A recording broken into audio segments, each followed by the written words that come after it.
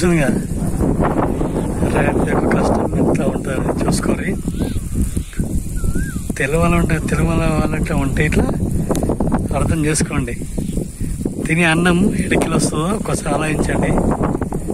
ఓకేనా?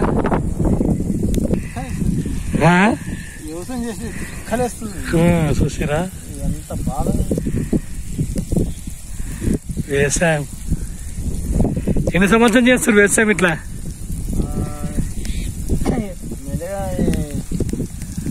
చిన్నప్పటి నుంచి నేను వ్యవసాయం చేస్తున్నా. అవునా?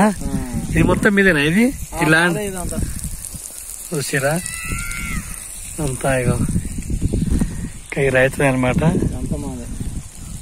అంటే ఎట్లా చేస్తారు ఈ మొక్కజొన్న వేస్తే? మొక్కజొన్న ఫస్ట్ దున్నాలి, కల్టివేటర్ గానీ రూటరే గానీ ఫస్ట్ దున్ని మళ్ళా వెనక చేరి అచ్చు కొట్టాలి. అచ్చు కొట్టి మళ్ళా అచ్చు కొట్టి అచ్చు అంటే ఏంటి? అచ్చు కట్టి ఎండతోని సాలు కొట్టాలి. సాలు కొట్టి మళ్ళా నెక్స్ట్ టైము మంది లేబర్ తోని ఇత్తులు పెట్టాలి. లేబర్ పిలిచి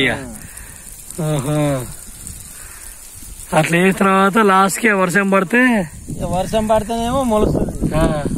వర్షం పడితే నీళ్లు ఉన్న ఇలా వారబెట్టాలి. నీళ్ళు మళ్ళా ఖరాబ్ అవుతాయి, మళ్ళా పెట్టుడు. అంతేనా? పెట్టుబడి అంతా మీద పడదు.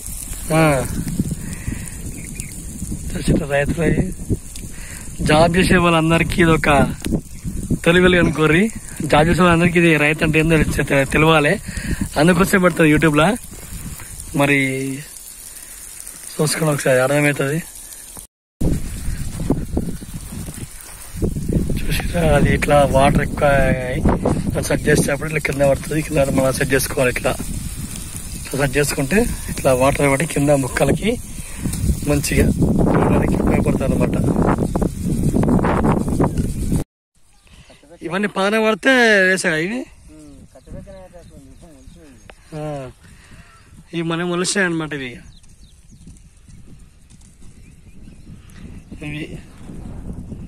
ఇంత మెల్ల మొలిసాయి అనమాట. పదన సరిపోయిన ఎత్తు మొలిచింది, పదన సరిపోయింది బుడిపోయింది.